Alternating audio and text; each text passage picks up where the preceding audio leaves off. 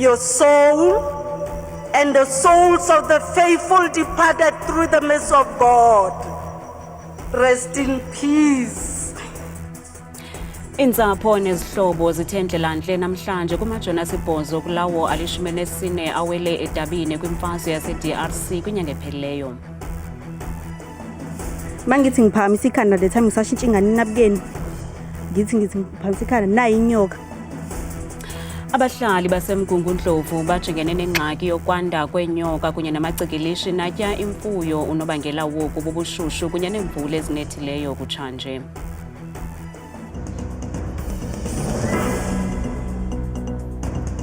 Sinamkele kwindaba zethu andambi ndodwa andamba nophumza sikhumba noyitoliki yolwimi lwezandla Bhotani Mzontsundu.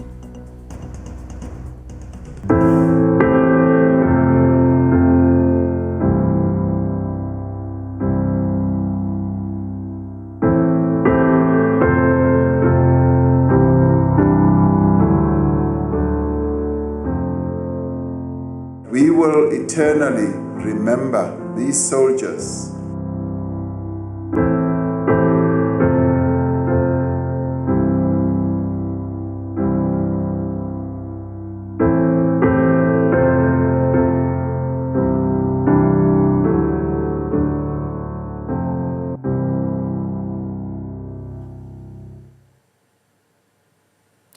Ancatyiwe namhlanje amajoni asibhozo kwali-14 kumaphondo ehlukeneyo nasweleke kungquzulwano lwase-DRC phakathi kweqela labavukeli M23 kunye nomkhosi weliyalizwe. La majoni achazwe njengamagorha nabezinikezele ngokupheleleyo kumsebenzi wawo wogcino-xolo kwilizwe lase-DRC. Ukanti amalungu omkhosi wokhuselo weli abongoze abemi boMzantsi Afrika ukuba bahloniphe ubomi bala majoni ngokuthi qolo bahlaba ikhwelo lokuphela kolu ngquzulwano. Okuseleyo ngoku kwintsapho zinkumbulo eziza kuxatyiswa ngonaphakade. Usapho lakwaMobe luthi lufumana uxolo nentuthuzelo kukwazi ukuba umntu wabo abamthandayo ukwindawo engasayi kuphinda ahlupheke kuyo. Our dearly brother, you have gone home. You have gone to the beautiful home where you will suffer no more, where you are going to die no more. May your soul and the souls of the faithful departed through the mercy of God rest in peace. Intloko yomkhosi Lawrence Khulekani Mbatha ngethuba ethetha kwinkonzo yomngcwabo kaMobe uthi uqinisekile ukuba umkhosi weli awuyi kunqandwa kumsebenzi wawo. When we talk about our presence in the DRC, it must be understood that as a constitutional state, we are not soldiers by default, but it is by choice. And soldiering is nothing else, and it remains a calling. That is why we don't just train the ordinary, but we train patriots. Usapho luka Itumeleng Moreo luthi lumkhumbula ngokuba ngumcebisi kunye nomxhasi. His love for me and the children, I never doubted it. He never wanted to see any of us crying. Because he would cry as well. If I cry, he would hug me and cry with me and tell me everything will be all right. For these past weeks, I've been missing those hugs and him telling me, don't cry, please, it will be all right. Iintsapho nangona zisezintlungwini zithi zifumana intuthuzelo ekwazini ukuba ubomi bezalamane zabo abuhambanga nelize. Today, instead of mourning his departure, let us celebrate the life he lived, the sacrifices he made, and the love he shared. He's not gone physically. His spirit lives on in every moment, every lesson, and every heart he touched. Ukanti urhulumente waseLimpopo uthi uza kuthwala ixanduva lokuncedisana neentsapho ngezidingo zazo.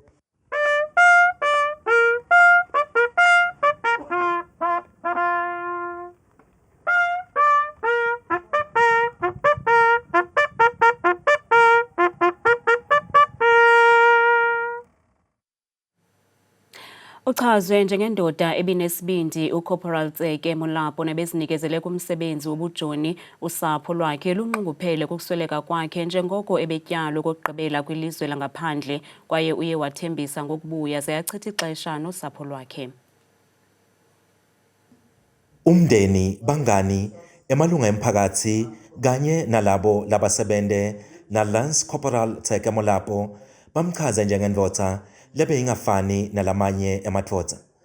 Labo labakhulume emngcwabeni wakhe bathi indvodza lebeyilunge kakhulu iphindze inakekela nalabanye bantfu. Kanti-ke umkakhe usashacekile namanje kuthi akasekho emhlabeni njengoba bekuyindvodza lebeyenta konke lokusemandleni kunakekela umndeni.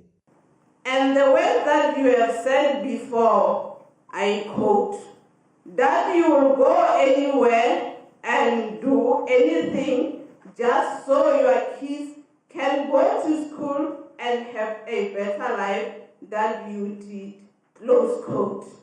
Lance Corporal Tseke Molapo ushiye bantfwana labane emuva. Thakgalo Molapo uthi babe wakhe bekuyindvodza lebatsandza kakhulu bantfwa bayo. He was supposed to turn 54 this year, which meant that this was his last deployment because he's old now. And with no fail, we reminded him now and again that this is your last deployment.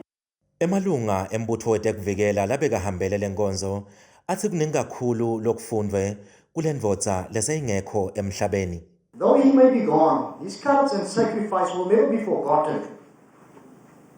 As men say it so eloquently put it, and I quote, "The brave never die. Though they sleep in dust, they cut nerves as thousands living men." Ngekubuka linani lebantu labahambele lo mngcwabo wa Lance Corporal Tseke Molapo kuyacaca ukuthi bekangumuntu webantu. Kanti-ke umndeni basebendi labe basebenta naye kanye nemalunga emphakathi athi atawuhamba etinyathelweni takhe njengoba bekungumuntu lolungile phindze abe nenhlonipho. Etindzabeni tetfu ku Channel 163 lotiletselwa iNewsroom Africa ngingumweli Masilela eMoroke eLimpopo. Ubuncinane balithoba abantu abaphulukene nemiphefumulo yabo ngenxa yempuphuma nezikhukhula ezihlasele iphondo laKwaZulu-Natal kule veki kufunyanwe eminye imizimba emibini kwingingqi yasogwini. Esisibini sikhukhuliseke ngethuba besama ukuwela umlambo. Bathandathu abantu abasweleke emva kokudilikelwa zizindlu zabo ngenxa yemvula ethwaxa ngamandla kweli phondo ngelixa kusweleke umntwana emva kokukhukhuliswa ngumlambo eShowe ukanti ayaqhuba amaphulo okutyulo ngelixa amasebe ohlukeneyo bonelela ngoncedo kwabo bachaphazelekileyo.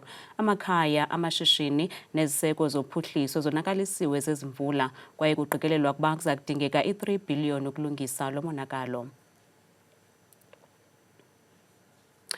Abahlali baseMgungundlovu bajongene nengxaki yokwanda kwenyoka kunye namacikilishi natya imfuyo. Ingcali ezisebenza ngeenyoka zithi oku kubangelwa bubushushu kwakunye nezikhukhula zakutshanje kweli phondo. Kusenjalo ingcali zithi akuzizo zonke iinyoka ezinobungozi kwaye bacebisa uluntu ukuba luzifundise ngokubanzi ngeenyoka. Baxhalabile abahlali baseMgungundlovu ngenxa yokwanda kwenyoka kule ngingqi.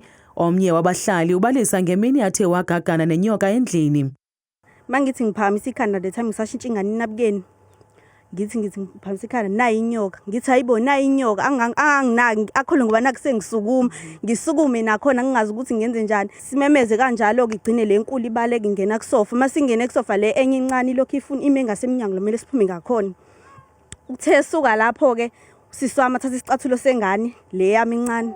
Ayisikaze ngasi la sithole khona ukubaleka.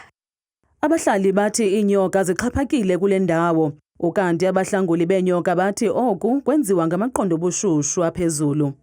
This is the time when your baby snakes will start hatching out, or if your snakes give birth to live young, that is when they start giving birth. So you're going to see a lot of babies moving around looking for food, and usually happens after around about 3 days of being born. But it's also a very nice warm time, so snakes are out and about and they are looking for food or they're looking for shelter where they can hide away from the sun, which usually sometimes will clash with where people are living. So that's why we are seeing more snakes. Bacebisa ukuba abantu bangazibulali iinyoka kuba oko kunobungozi. Killing a snake is very difficult. So first of all, you are injuring the snake. Same as us humans, if you are in a threatening situation where you have to fight for life or death, you give it your all. Which means that if the snake is trying to be killed, it has the right, or it is going to try and defend itself by all means. Which means that we might end up a case of you getting bitten by a snake. Oogqirha bezilwanyana bathi inani leenyoka liyenyuka ngenxa yokuba iinyoka ezininzi zilahlekelwa yindawo yazo yendalo ngenxa yokwakhiwa kwezindlu. Abahlali basemkhonkotho kunoqala eNgcobo eMpuma Koloni bothulela umnqwazi inkundla ephakamileyo yaseMthatha ngokugweba ngecala labo igunyazisa umasipala iDr AB Xuma ukuba axhaphaqabhisa ibhulorho eselisakhiwa ngunokontraka wesithathu ukususela ngo-2021 okhe nendlela engena elalini. Ilali ezichaphazelekayo zityhola ngelithi zibhenele enkundleni emva kokuquqa zibuyelela kwamasipala zicela uncedo. Intatheli yethu Ntsiki Noyiya iyanaba.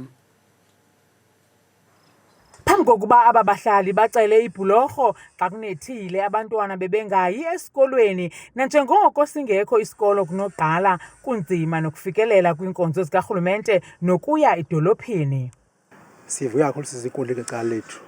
Apha sokole kakhulu mane kule blorho ingekho le blorho. Xa kusele umuntu esokola kakusele umuntu osolekileyo. Kulo nyaka kuphela nje kuphela. Sisu kusuka ngoJanuwari ngoMarch sokole kakhulu abantu ababili besolekile. Umntu nobrother bakhe bewela kulomlambo bamkana amanzi so sasola ngokuba sathwala imizimba emibini ushushu kude apho siyakhona sibanyusa kule ndaba inyuka nje baniyibona indaba nabantu besikolo kuvala izikolo kuba nzima uhamba babuyela abantu besikolo apha. Kanti nabasebenzisi bendlela bawuvala umlomo imincili batsho besithi bazawutsho baphumle kungena nzulu ezipokothweni bethenga amavili nanjengoko bekunyanzeleka xa komile bazame ukunceda abahlali bakunoqala ngokuthi babakhaphe. Sivuya kakhulu ngoba singabasebenzi bevan, ivan zethu ziyaphela ile ndlela yomhlaba and then indlela iyazigqiba imoto zethu siyoyela neenkomo zethu ziyemka apha ngamanzi. Umasipala weDr AB Xuma akakanqwali kwisigunyaziso senkundla okwakaloku nje. The municipality has taken a decision to take the judgment on review and therefore we cannot further comment on the matter.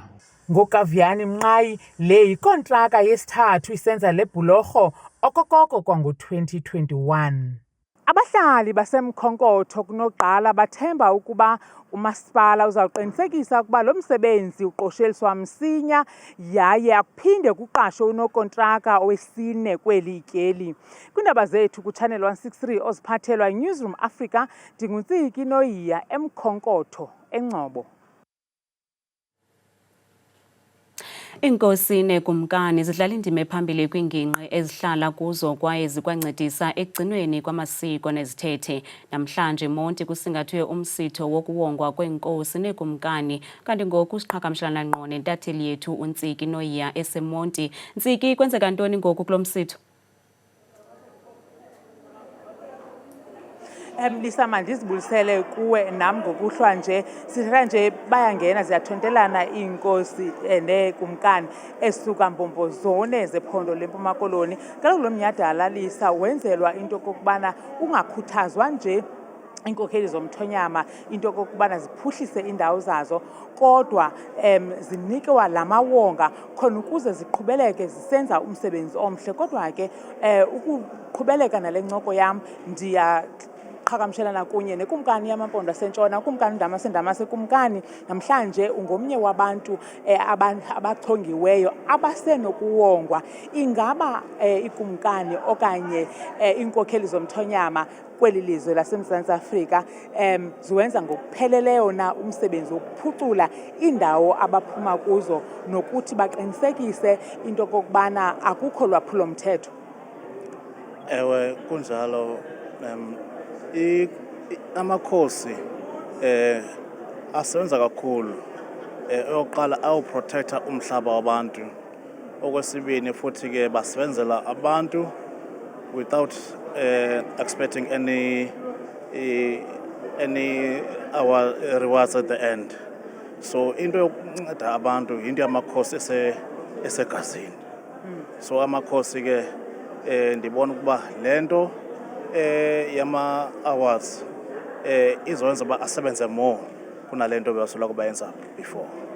Nxa ixesha kumkani enkosi kakhulu Lisa, phambi kokuba ndizibuyisele zonke izintambo kuwe, nanku umama uNosandi Mhlawuli ophuma kubukumkani bamaRharhabe.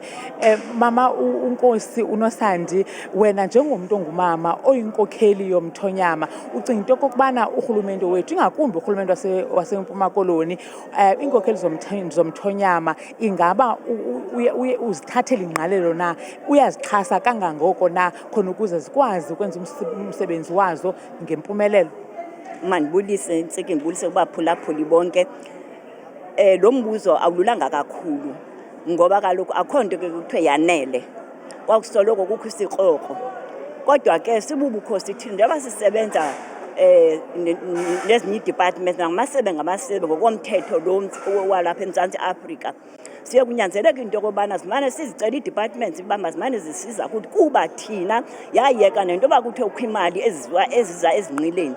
Akho mali zenqileni, thina silinde ukuncedwa ngurhulumente. Kodwa ke kunzima nangoku uba abantu bajonge kuthi bayakhalaza, basajonge into yobana ezazi zinto babezinikwa ngurhulumente, babezinikwa kuqala ngezinkosi bazifumane.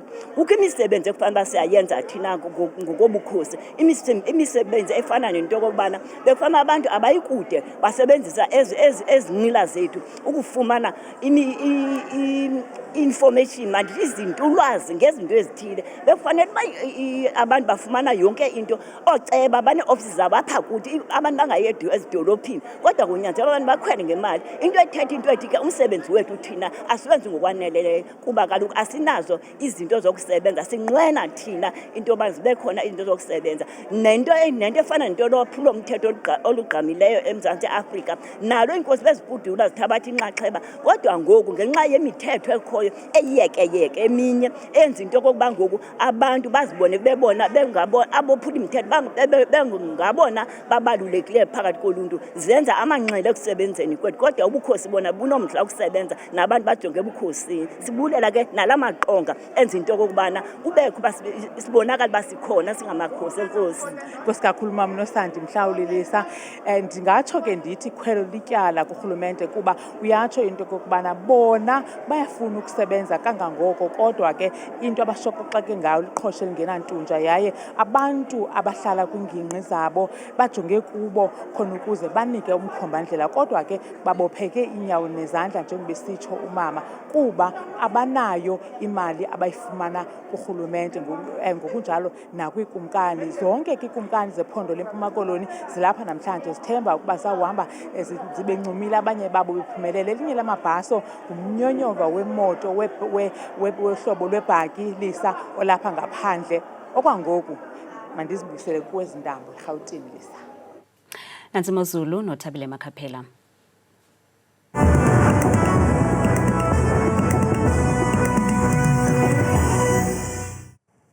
Enkosi kakhulu ke Madikela noMamzangwa kwideska yendaba. Ndiyakubulisa nawe mbukele ekhaya, ndikwamkele bethuna eqongeni lam lele Mozulu. Igama lam ke ndinguThabile Makhaphela, imsokazi eyabathembu. Nantsi iMozulu. Sabulabuleka ekhaya ngokuphawula ke umfanekiso wethu ngokuqala uyona uphawule ngokubanzi ke ezaziganeko zenzekayo mvanje ngamandla nje apha eMzantsi Afrika. Uphawula ke mbukele ekhaya noko khona ukusibekela uqahle kakhulu futhi phaya kwela phondo laseRhawutini. Uba uphawu zenze indawo eziphakame kakhulu kwela phondo njengaphaya koTshwane kwasekuseni phaya sibikwe kakhulu indudumo ngamashumi amabini nje abe nanye kanti xa bezawulala ngomso ku-30 degrees. Uwona ke mbukele ekhaya amaqondo wakho phantsi naphezulu sivele ngefolo lokuqala nqa kuphaka lokhu eMpuma Koloni njengapha koBurgers nje phaa kwindawo ezikumbindi welaphondo kucwonke kamnandi nje bevuka phaya nge-18 xa bezawusonga usuku wakhona kusekuhle ngo-32.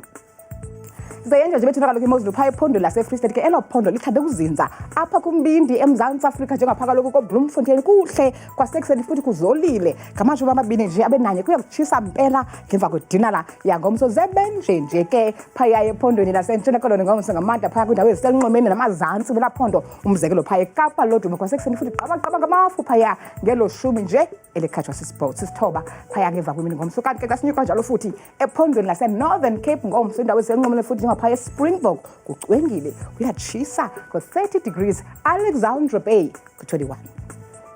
imozulu ibukela ekhaya yenje phaya ephondweni lase-northwest ngomsa indawo ezikuntshona yelaphondo njengaphaya eMoruleng kuyanetha kuyabaneka kuyaduduma nje yonke la ntsasa ngo-21 nase-Freiburg kusabanda yonke la ntsasa futhi ngo-23 zebe nje njengobona-ke ngolu hlobo phaya ephondweni apha eGauteng sikhona ngalo mzuzu nje phako Springs kwimpuma yelaphondo lishumi nje likhatshwe sisibhozo kusasibekele nje impela yonke la meko eBonkonspruit ekuseni ngo-20 degrees. Sibona ke mbukele ekhaya xa sithe chupha kwiphondo eliphakame kakhulu apha kumzantsi eLimpopo njengapha kumazantsi walo Thabazimbi qabaqaba ngamafutha yonke la ntsasa napha kobilabela futhi ekuseni futhi kuye ka-21 degrees. Kanti sehle njalo sithe chu ngokubanzi njengoba kaloku bukelela phondo laphaya eMpumalanga uba wona uzinze kwindawo ezikumbindi welaphondo njengaphaya kaloku eEmelo unganetha ke kubaneke kududume nje yonke la ntsasa ngeshumi elikhatshwa sisithandathu. Mbukele ekhaya ndiyayivala ndiyayisonga imozulu ngephondo lokugqibela phaya kaloku KwaZulu Natal amazantsi wale Kokstad zezomvula zezondudumo zisantyala nje yonke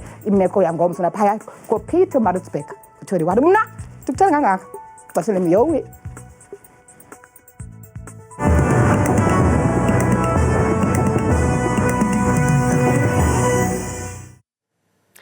Kanti zikweleli eliphehla umbane limilisele isigaba sesithathu sikacimicimi wombane ngenxa yengxaki zokuphehlwa kombane kaMnandi Mawethu.